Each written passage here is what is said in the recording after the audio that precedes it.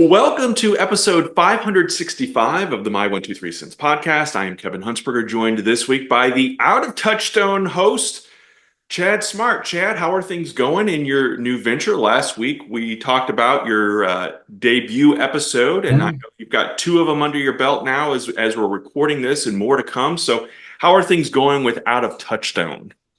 They are going fairly well. I've been impressed with the reception that the show has gotten. Luckily, the trolls have not found it yet, so good job. It's interesting. We were talking before we started recording. I hope at some point to streamline the process, so I'm not spending 10 hours a day, 7 days a week, putting these shows together, which would be fine if I was getting paid, but Sure. I'm not. So at least it does give me something to do, although it also keeps me sedated in it, not sedated, but sedentary in a chair. And my back is starting to feel that. So. Well, we are going to, and by the way, you can get the links to Out of Touchstone. We have it in the show notes here, but you can also find it on social media and give them a follow, Chad, a follow on. You're primarily on X and Blue Sky, right? Yeah. That is primarily for the Out of Touchstone. Myself, I'm primarily on X. If you want to just follow me for my witticism that I put out there when I mock Kevin on a weekly basis, which I haven't done lately. I feel like I haven't gotten a Mean Girls PDF in quite some time. See, I've been busy. I've been off social media because I've been working on the show. I know. I'm telling you, it's putting in that work and the production value I told you earlier was nothing short of fantastic. So kudos to you for that for sure. Yeah. But before we get going though, I want to go back to last week's episode when we were talking Hulk Hogan, because we were recording this on the day that it is the 40th anniversary of the debut of Hulk Hogan's Rock and Wrestling. Oh yeah. Which also is the 40th anniversary of the debut of 227 and the Golden Girls. You don't say. Thank you for being a friend. Yeah, I got this from you, actually. I've got my Golden Girl swag, I think, came from you. So yeah. I posted a video earlier. We went to the Golden Girls. They had a pop-up thing in Chicago a few years ago. I posted some pictures from that. And then, probably 6 or 7 years ago now, we did the Golden Girls for Halloween with another couple and actually won $250 for our efforts in a costume contest. So nice. Yeah. So yeah, I didn't realize 227 did it also debut in 85? Yeah. Yep. Same day. Did you know there are Golden Girl murder mystery books? Really? I did not. Yeah. So if you want to start the My 123 Cents book club, that can be your first. There you go. There you go. Yeah. Obviously, I think we actually did a podcast years ago called 1985 because I do feel like that was kind of a lot of pop culture things hit the ground running, with the movies, the TV, especially with wrestling, between WrestleMania, Saturday Night's Main Event, the Hulk Hogan cartoon, and then the release of the wrestling album. Lots of great things happening in 85 for sure. Yeah. Back to the Future. Was that a good year for Touchstone? Touchstone, it was the second year of Touchstone. So I believe I'm trying to remember what all was. Let me pull up my handy list right here. No, they only released 2 movies. Baby, Secret of a Lost Legend, which pre-Jurassic Park, those dinos looked dino-rific, and My Science Project, which is kind of an underrated sci-fi teen. I don't remember that one at all. Yeah, I was just watching a video about the first couple of years of Touchstone Pictures, and the guy brought it up.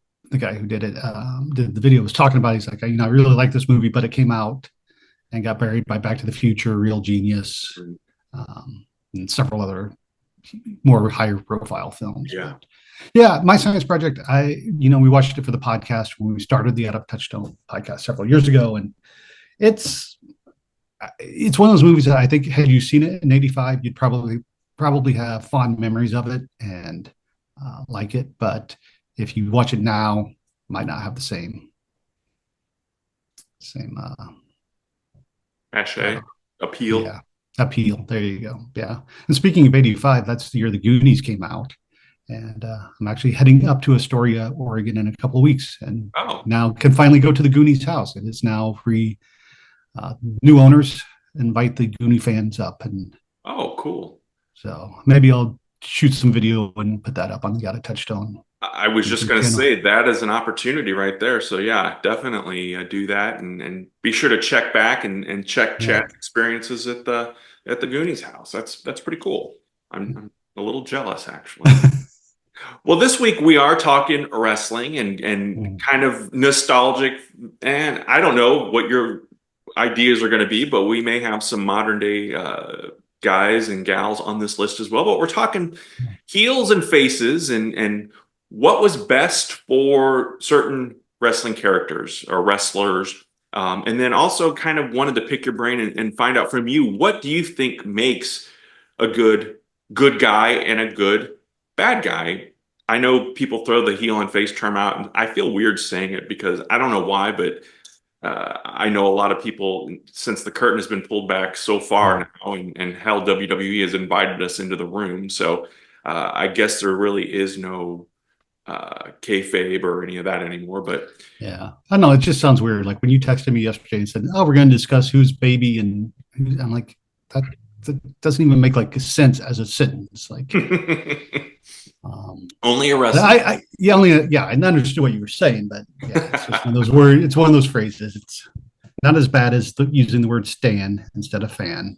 That will be my old man yelling at cloud segment on Out of Touchstone. But Well, what do you think, when it comes to good guys, and we've talked about mhm, this a thousand times before, Hulk Hogan in the 80s was kind of that banner good guy, mhm. although his actions oftentimes were not. He was raking people's Ratting, eyes I and, know, yeah, throwing ratting salt. out Jesse the Body Ventura, refusing to work with people. Yeah, Well, I'm not talking about the backstage stuff. I'm talking about the in-ring actions. But yeah. what to you makes a good guy and a good bad guy in wrestling? I mean, I think the good guy has to be kind of that. And saying this phrase probably isn't the best term, but the all American, like just pro. What am I trying to say? Like with John Cena right now, all the Make a Wish stuff that he does, it's got Hmm. to be someone who's there for the fans and treats the fans as equals or better than, um, yeah, and just wants to do doesn't cheat, Hmm. doesn't take the low road, tries to stay to a higher um, moral authority, I guess. Kind of that like current day Cody Rhodes, Mhm. Randy, or not so much Randy Orton, but John Yeah. Cena for sure. Who over on the AEW side of things do you think is a shining example as a good guy right now? Well, he's out injured still, but I would say Orange Cassidy. Hmm. I don't think Hangman Page, the champion, really is, but that's part of his character, is the redemption of him. Um, yeah, I don't think they have a full.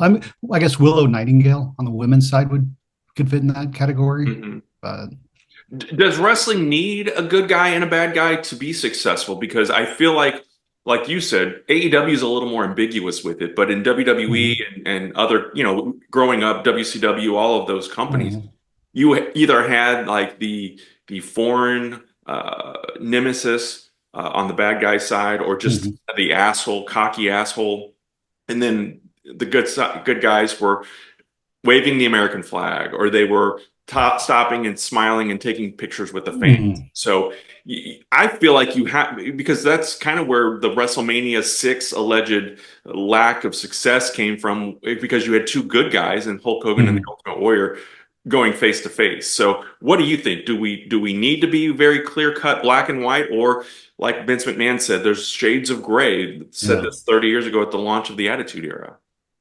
Yeah, I think since the launch of the Attitude Era, our society has changed. So you look back in the 80s, when we were, I guess, under that threat of the Cold War and Russia being the big enemy, that again, that all American aspect played big into it. And then you could have the foreign heel. Now if you have a foreign heel, it's just seen as lazy or Mm-hmm. racist. And so I don't think there's anything wrong with that typical good guy, but I think we as a society know that there are, I think if you go full good guy, it's almost disingenuous. Like people don't believe, like you're suspect, or as the kids would say, you're sus. Mm-hmm. And the kids are not saying that. And I just looked really old right there. But, that's the thing is like, no one believe you're too good. You obviously have ulterior motives behind what you're doing. Right. So, like a Stone Cold Steve Austin, obviously, Mm. I don't think he ever changed from. He amped it up, obviously, and had the anti-authority rhetoric Mhm. behind him when he was the good guy.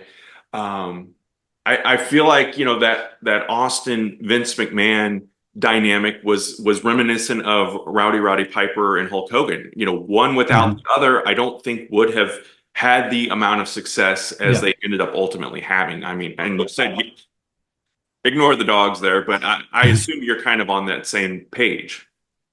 Well, yeah, we've talked about it before. You can't just have a good guy. You have to have, there has to be that evil force, or it's all about the balance and the contrast. Because if you have just one, because even looking at the bloodline when Roman Reigns, was in charge and was the ultimate bad guy, he had to have somebody good to go against that would evoke emotion as well. And Hmm.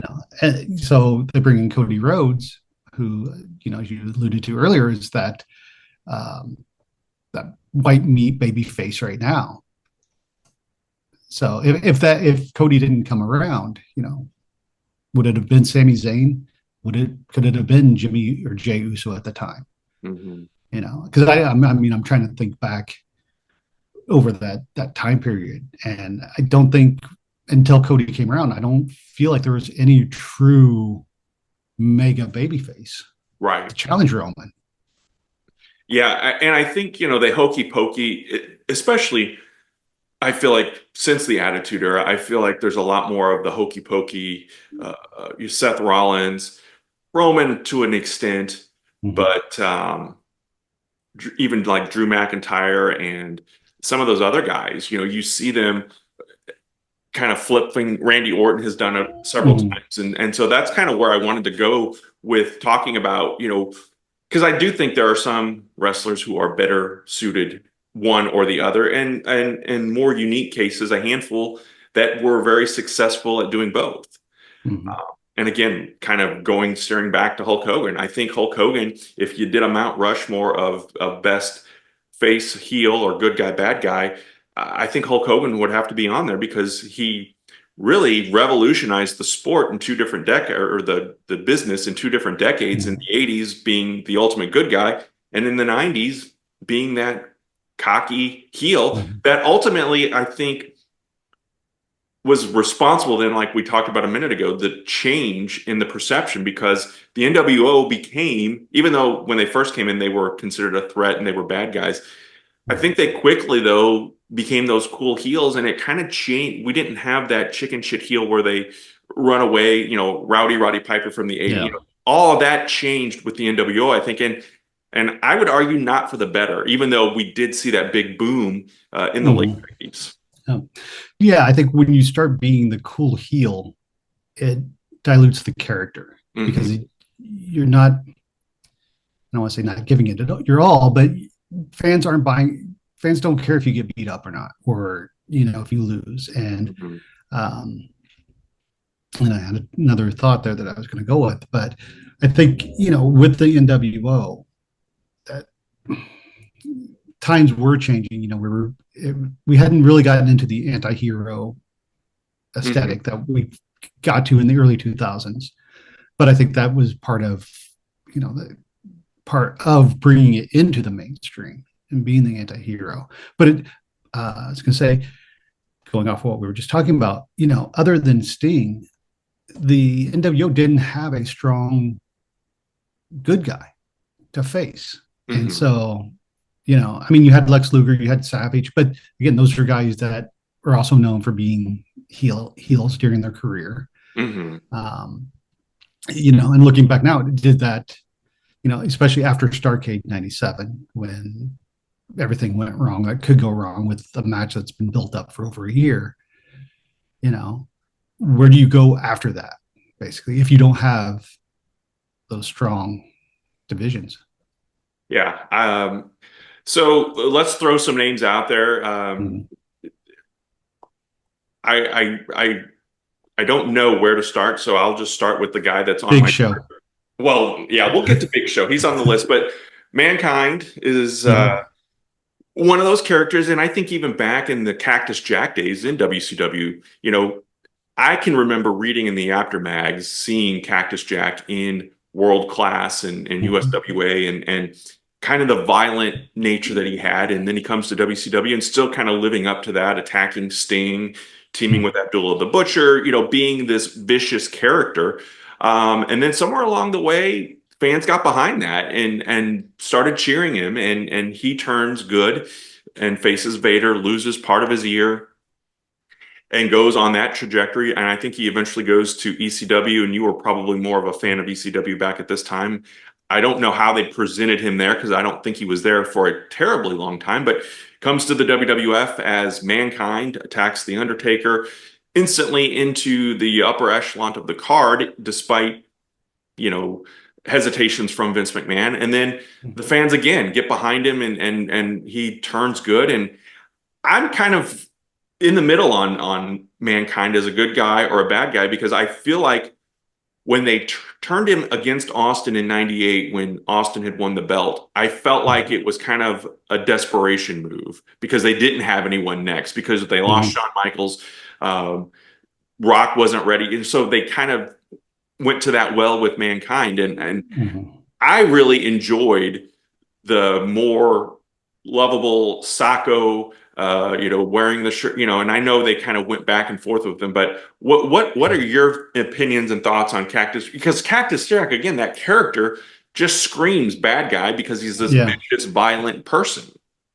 Yeah, well, I remember being at Monday Night Raw in St. Louis when Triple H and Stephanie were on their first go around as, the evil leaders of WWF. And at the end of the show, I actually think it was off air.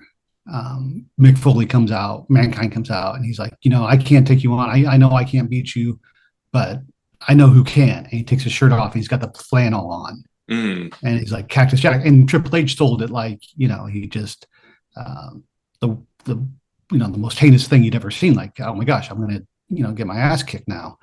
And I think that helps sell the character of Cactus Jack too. But yeah, I'm with you. I like Cactus Jack when he was in WCW. I don't think I was watching ECW at the time when he was, that brief period he was there. I was reading about it and whatnot, but I think when he came to WWE or WWF, he obviously, like you said, attacked Undertaker, got into that feud, and was presented as a threat, as a deranged lunatic, basically. And then I think things changed when they did the sit-down interview with JR, and we got to know Mrs. Foley's little boy, and it humanized him. And then he turns more into Mick Foley Mankind than Cactus Jack Mankind. And Mick Foley, if you follow him on social media, that personality is not a bad guy. Right. He is like the ultimate. It's hard to hate the guy. Yeah. He loves Christmas and Santa. He loves Christmas. Yeah. And I've seen he and his family were at Disneyland recently. It's like, so I think that, and that's another aspect of looking at this is when we were growing up in the 80s, what we knew of the character and the people were from the magazines or the TV show. Right. And now with social media, with everything, you see more of the, um, the real person. So if someone Yeah. is, going against type, their real life personality is against type of what they are in the ring, it does have a disconnect. Well, let's talk about that for a second because one that I figured you would probably bring up somewhere along the way is MJF. Uh, Mm-hmm. I know that he is notorious for kind of staying in character and being that asshole, even at autograph signings and stuff. Mm-hmm. And they AEW did a brief run, I guess, with him as a good guy when he was feuding with Adam Cole because Adam Cole was revealed as the devil, and that all Well, kind of they teamed up, and then Adam Cole got injured, and they did it. They kept going with the devil storyline, and then finally it was revealed that Adam Cole was the devil, but he was still injured, and so that storyline was terrible. And but they not were just good because it guys, involved right? Adam As Cole. a tag They were team. good guys as a tag Yeah. team. Yeah, yeah. Um, but he's been pretty good about keeping it in character, if you will, Mm-hmm. on social media. But I guess it was last weekend he got married, and of Mm-hmm. course, a lot of the people who talk crap about him on their podcast or say he's an evil person or whatnot are there at the wedding. Do you think things like that? I mean, because I think everybody by 2025, we're all in on it. We Mm-hmm. know what's going Well, on. I mean, you saw the Tony Khan's explanation for that, right? No. So MJF married, I think her name's Alicia Atot. She's a backstage reporter Right. for AEW. He said she is very well liked behind the scenes, or in AEW. So people were there to support her, even though she was marrying MJF. Okay. Okay. And then I can't remember who said it, but someone said, "Yeah, that's a very Bill Watts explanation." Well, no, that makes okay. Okay, that's more plausible then. Mhm. So yeah, I guess like you said though, social media does Yeah. because especially now, someone who protected it so well, his Mhm. gimmick that is the Undertaker. He went for years where he was in all black. He stayed off of social media. Now that he's retired, and I get it, he's found a new life in podcasting, and he's with his wife. Like the Undertaker character would have never been associated with Michelle McCool, the character, Mhm. back in the day. But the Undertaker, how did you come to like him better as a heel, as a face, as part of this American badass? Because again, to have longevity, I think you have to Mhm. change up the character and the You have to look evolve. Yeah. from time to time. Yeah. I mean, yeah, I liked him as a heel. And I would say I probably preferred him as a heel overall. If Mhm. you go over the whole career, the American Badass obviously was a departure, and the most, I guess, closest we got to him being an actual person. Yeah. And I don't know if the rumors are true that he did that because if he made the jump to WCW, he knew he wouldn't be able to take the Undertaker character, so it was something to get fans used to a different persona. Again, Interesting. that could be just internet Sure. speculation. Um, and I think at that point, again, because of where WWF was at the time in the Attitude Era, I think it was necessary for Taker to become, less than the supernatural being, or different than the supernatural. But I think once he kind of reverted back to more on that side, not going full uh, black coat, purple tie, Undertaker, Hmm. but go be more where he can shoot lightning out of the sky into the ring post. I think that helped the character itself. And again, I think because he had such a long career, that eventually fans are going to, become fans, cheer him on. Yeah. Just I because longevity dictates that you can't hate somebody that long, I guess, maybe, hopefully. I don't know. well, and I agree. I Except like for Randy Orton. I was going to say Randy Orton, and we'll get to him in a minute too. But I think that with the Undertaker, I did. Uh, the character had to come in as a bad guy, just Mhm. by presentation and look alone. I did enjoy when he turned against Jake the Snake and saved Savage and Elizabeth, Mhm. Macho Man and Elizabeth.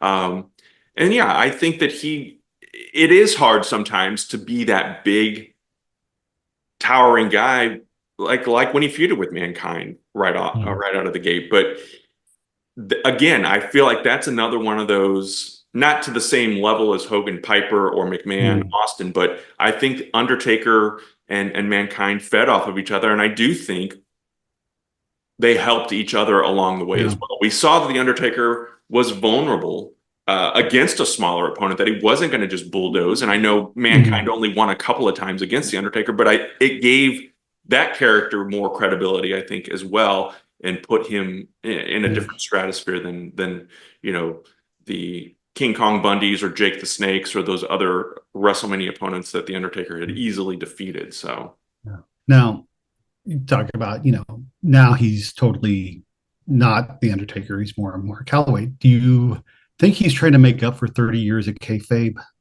just by being out there doing every non-Undertaker thing that he can? Yeah, it seems And like. and how do you think his booking of AAA is going to go? Uh, Is he going to be the head booker? I know he's He's doing one of the training down producers. there. Okay, Yeah. okay, yeah, it's going to be interesting to see and watch. I don't know. Speaking of AAA, I guess because there are some guys that never or seemingly never turned. Mhm. Tito Santana, Ricky Steamboat, the Von Erichs, I know they dabbled a little bit in Florida allegedly. If you do some searching, they cut some heel promos, but for the most part, we remember the Von Erichs as good guys. But Rey Mysterio, I don't remember. Did they try to do Rey as a bad guy at one point in Kind of either company? I don't remember him being like full fledged. in WCW, there were the Filthy Animals. It was Hmm. him, Conan, Billy Kidman, I believe. And I remember, there was one episode where Ric Flair, Bischoff was his lackey because Hmm. of some stipulation. So he was driving him to a show in the limo, and he took the limo out into the desert, and the Filthy Animals beat up Flair and buried him Oh alive. yeah, yeah. And again, this was just on Wrestling with Regret, the Worst of Nitro video that they put out last week, um, and they said that, during the show we see it at home, but apparently the uh, commentating team didn't see it.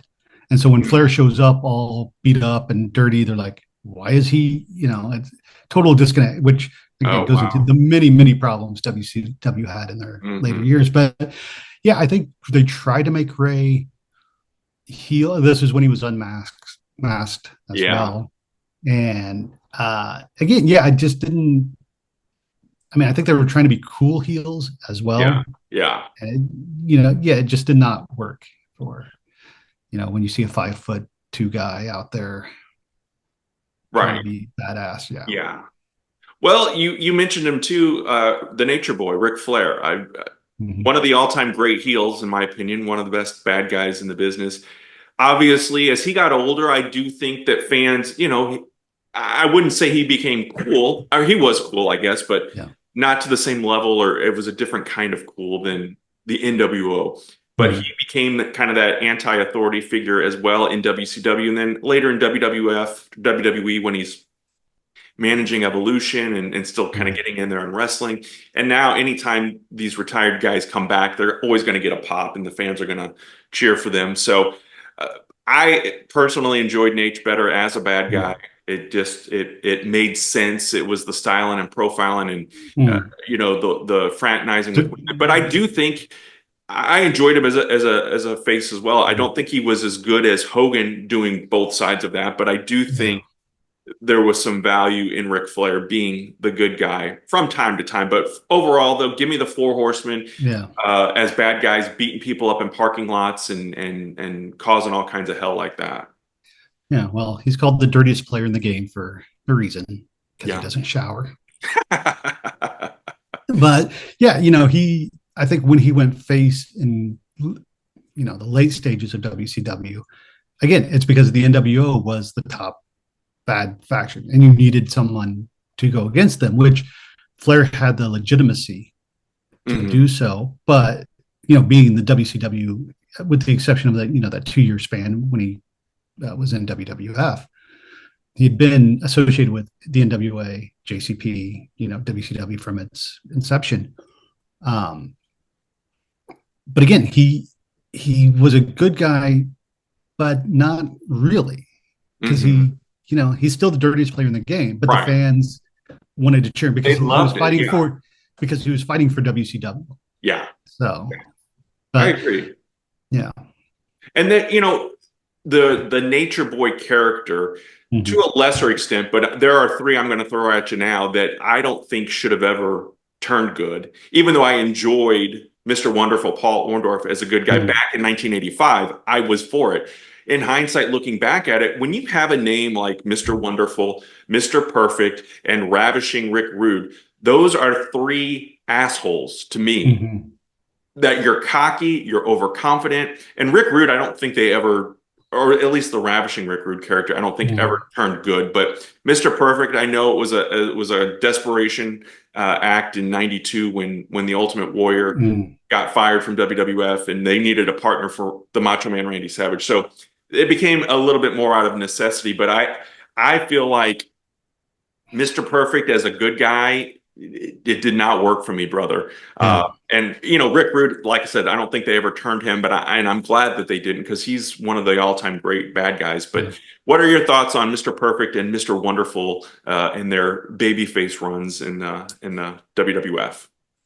I want to agree with you, but then I also look back and remember that the very first item that I ever ordered from the WWF magazine was a poster of Mr. Wonderful. Hmm. So apparently, I enjoyed him as a Well, yeah, at the face. time, I agree. Yeah. We're 12 or 13 years old, so it Yeah. made sense back then to resonate to that. Yeah. But, and it's weird because outside of WrestleMania 1 and the steel cage match on Saturday Night's Main Event, I don't really have a lot of vivid WWF memories of Mr. Wonderful. Mm. Associate him more with WCW Oh, and, that's and interesting. Gary Spivey and the Pretty Yeah. Wonderful tag team. Um, so I agree with your assessment that when you have a nickname that just screams douchebag, like Hmm. you should be a heel. Yeah. And I agree, turning perfect, again, it comes with times where it's like, well, we need somebody Yeah. that the fans are instantly going to buy. You Right. can put them in there. So, but yeah, I agree with you that I think probably Wonderful and Henning should have been state heels for the Yeah. most part, and Ravishing Recruit I think always was, and I think maybe very briefly in ECW he may have kind of been presented not necessarily as a face, but not Not the as total douchey. dick. Yeah, Yeah. not he's not airbrushing his opponent's wife on his tights. What about Lex Luger? He was one that I enjoyed in the Four Horsemen, but then when he Mhm. turned and I got behind him on that as well. Coming to the WWF though as the narcissist, and then he changed so many times, and like the Big Show, and we'll talk about him in a second too. But Mhm. uh, I did not like the train. I liked the narcissist character, but I could see where it had a certain level of where Shelf it life. wasn't good. Yeah, it had a shelf life.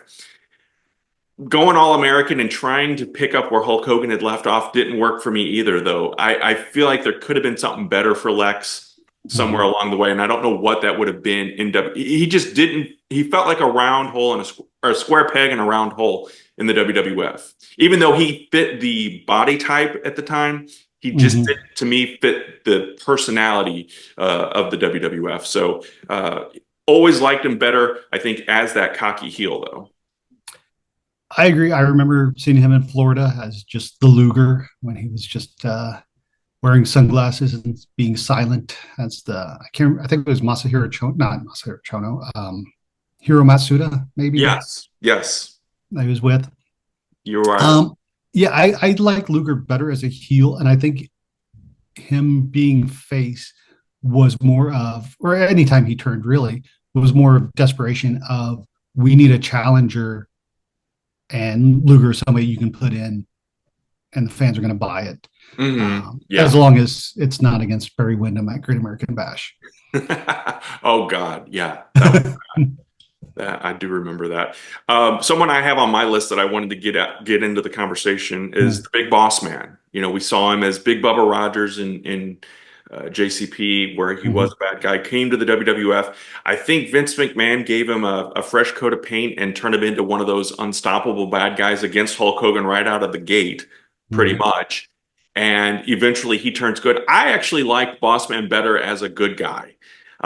When he came back and during the Attitude Era, they updated the look, but it didn't feel the same again. And he's 8 years older or whatever it was at the time. Hmm. So I liked Big Boss Man as Hard Times, Cobb County, Georgia, feuding with Hmm. Ted DiBiase and the Heenan family and Slick and all of those guys. So what about you with the Big Boss Man?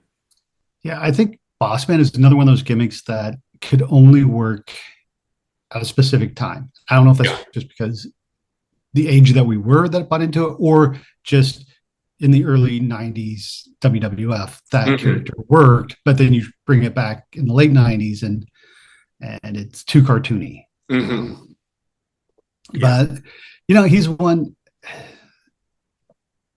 that I think definitely, I was gonna say, better heel in WCW, good face in WWF, later stage just kind of there, Yeah. which not any fault of his own. I think when he was back in WCW, when he was the boss, the guardian angel, Oh yeah. whatever, like they just didn't know what to do with him, and then bringing him back for the with the Attitude Era, like you said, he's a little bit older, which I mean now today wouldn't have been a big thing because I think he's probably younger than what some of the top guys are Yeah, in he died at WWF right now. 41, so Yeah. Um, but I think it was at that point where there were new stars, and uh, he was the Pedro Morales of the Attitude Era. there you go. Well, you mentioned Big Show a little bit Yeah. ago. Um, Obviously, starting off as the Giant in WCW, and I think he kind of jumped a couple of times there. He joined the NWO, or he was a Dungeon of Doom member. Mm. I don't remember if he went straight from Dungeon of Doom to the The NWO, NWO. or if I there was believe a so. Okay, so he kind of stayed a bad guy most of his tenure there. Of course, he gets Mm. kicked out of the NWO and eventually jumps to the WWF. Um, where he is the big guy, big bad guy. I think they were going to call him Big Nasty at one point, but I feel like he's another one of those. Was overexposed. He should have been treated more like Andre in those early days, where he was an attraction. Um, Mm-hmm. and then, of course, going back and forth didn't help him. I don't think. I'm kind of indifferent on the Big Show, and I feel bad for saying that, but I don't remember ever a time where I was like pulling for him, if that makes sense. It makes sense. I mean, I enjoyed the Big Show, and maybe it's because hanging out with him after an ECW show while he sat on his bus smoking a cigarette. Um, Yes. but uh, I should say, he sat on the steps of his bus. We weren't on the Yes. bus. Yeah, we weren't We on the were bus. outside. But I agree with you. I think he is someone that was overexposed. Not true. It's that question of, if Andre were around today, Hmm. would he have been the Andre that we know, or Right. would they have, because same way with Great Khali, and I mean, I think they've got it right with almost, where he only shows up once a year, and you remember that there's a guy named Omos on the roster. Um, but yeah, Big Show, again, I don't know if it goes back to what I've been saying about the necessity for heel turn, or if they just lack of, okay, what do we do now? Because Yeah. again, it's a guy who should be somewhat unstoppable, but when you have Rey Mysterio beating him, when you have Daniel Bryan beating him and Mark Henry at the same time, Yeah. it diminishes the character a little bit. Yeah, because Kurt Hennig did I guess it was Perfect Plex in WWF, but I guess it Mm. was the Fisherman suit. He picked the Big Show up and did that to him, Yeah, or the Giant. And so, yeah, I yeah. think once you take those big guys off their feet and show their vulnerability, it Mm-hmm. does kind of hurt some of that credibility as being this big, monstrous, nasty guy. Uh, Mm-hmm.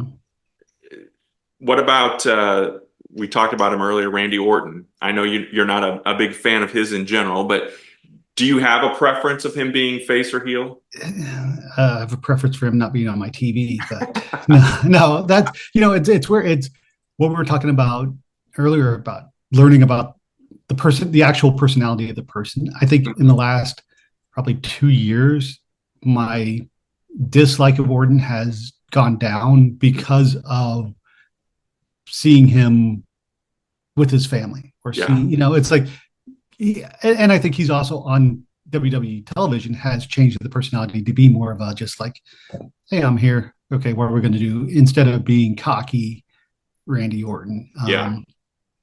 And I mean, I also think he's been injured a lot lately, so I haven't had to watch him a lot.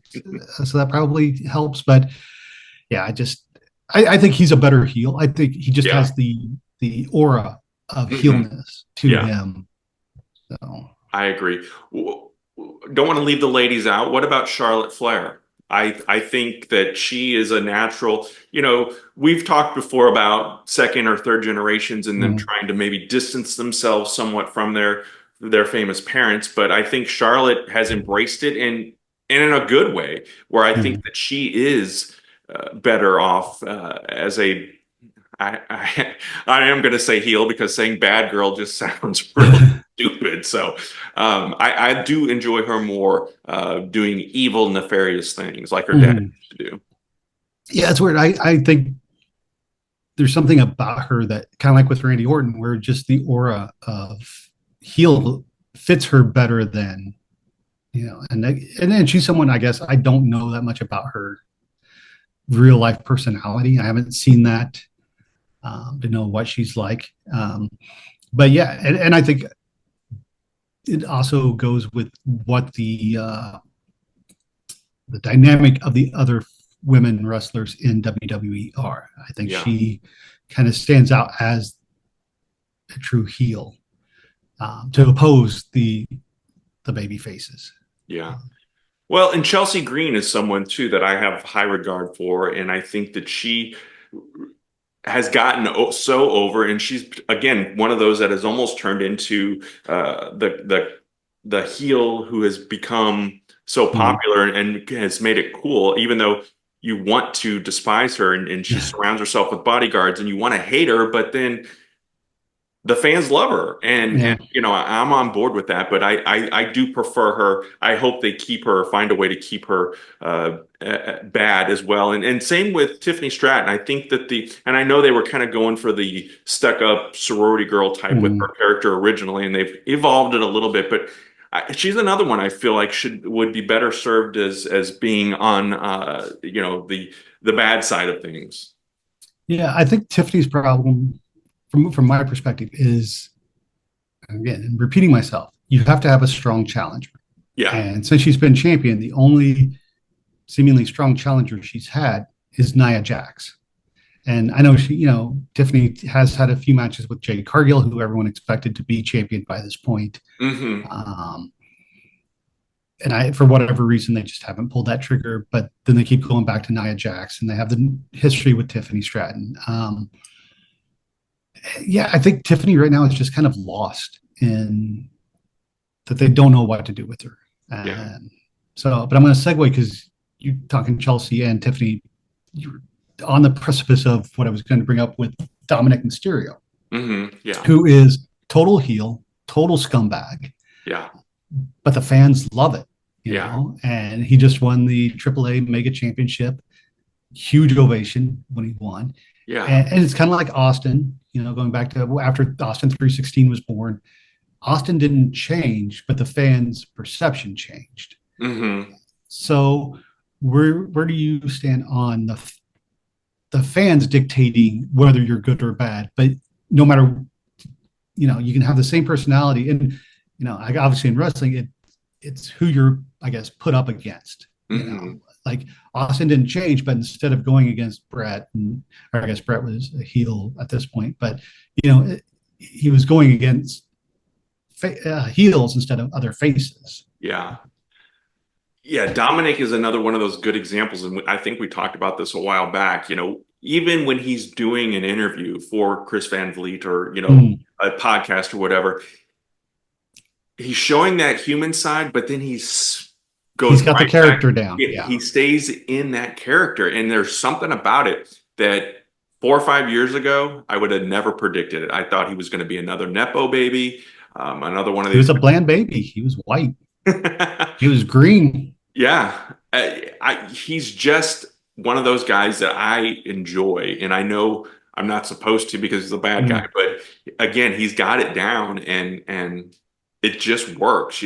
Being that sleazy kind of cocky douchebag, womanizer, from Rhea Ripley to Liv Morgan to Roxana Perez. I guess there may be something percolating there. I don't know, but I enjoy what they're doing with him, and I keep wondering, like, how long is this going to last with him? And I've enjoyed the ride, and it's such a departure. Like we talked about his dad earlier, it's such a departure from Rey Mysterio that you don't expect it, and then when it happens, I think he kind of turned when he kicked Edge in the sack back in the day, and then kind of pushed his dad out of the way, and then you're like, okay, this kid is.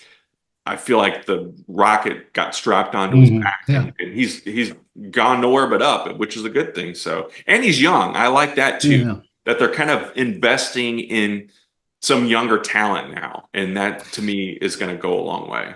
Yeah, I think one of the biggest problems we've seen in the history of wrestling is that you ride people until they're done, and you don't have someone there to take the mantle, and then you have to scramble and try to get someone there. Dom compared to MJF, I think MJF just comes off a total douche in real life as well. And whether that's intentional or what, but Dominic comes off as a cocky but lovable guy. Like, I think, and I think the difference is Dominic doesn't think he's being a douche. Or think he's an asshole. MJF, he's not trying to be. He's not trying to be. Yeah, he's trying to be endearing and hey, almost that Eddie Haskell quality, more ramped up and or I would say like his father Eddie Guerrero, kind of. Another charming Eddie. Yes, God, 20 years talking about time and whatnot. It'll be 20 years this fall. What about Eddie? He did both and did them both. He did both and did great, and I think he was.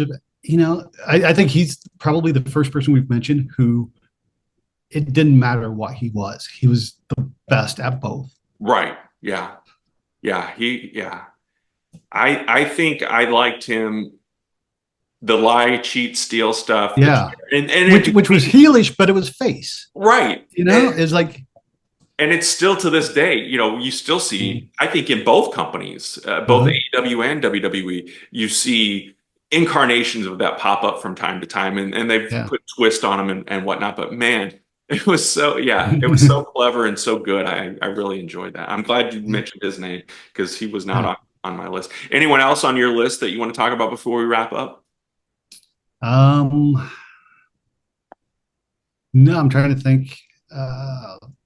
I have no one. I didn't come prepared for. Well, speaking of lists, what about Jericho? Chris Jericho. He's another one that has been around for 30 years and has ebbed and flowed and changed with the times. I think I liked him better as a bad guy, especially in WCW when they first turned him and he was doing his, kind of changing people's names and insulting people. And then it carried over a little bit in WWF when he first came in and interrupted The Rock. I mean, to me, that was kind of peak Jericho at the time. Yeah, I think the young, brash, cocky Jericho was probably the best. And he has done well to evolve the character. We talked about him, I think, last week because the speculation of where he'll show up next.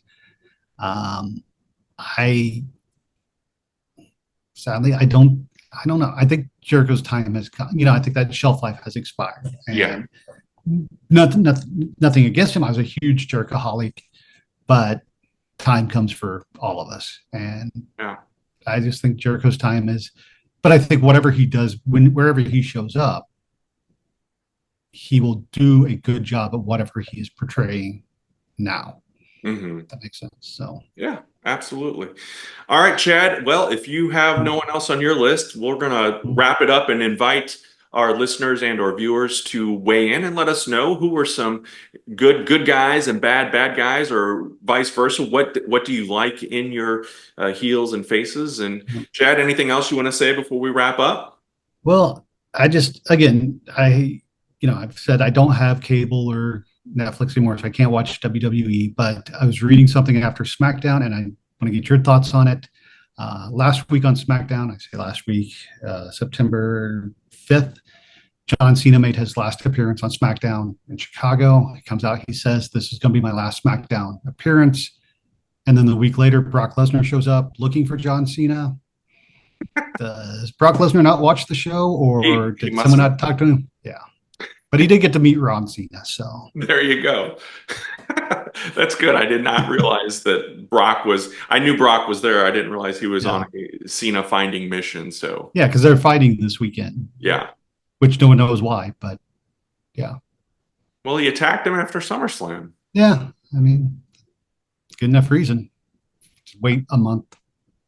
I guess if we threw in some mimosas, it would make for a better match, right? I'm just kidding.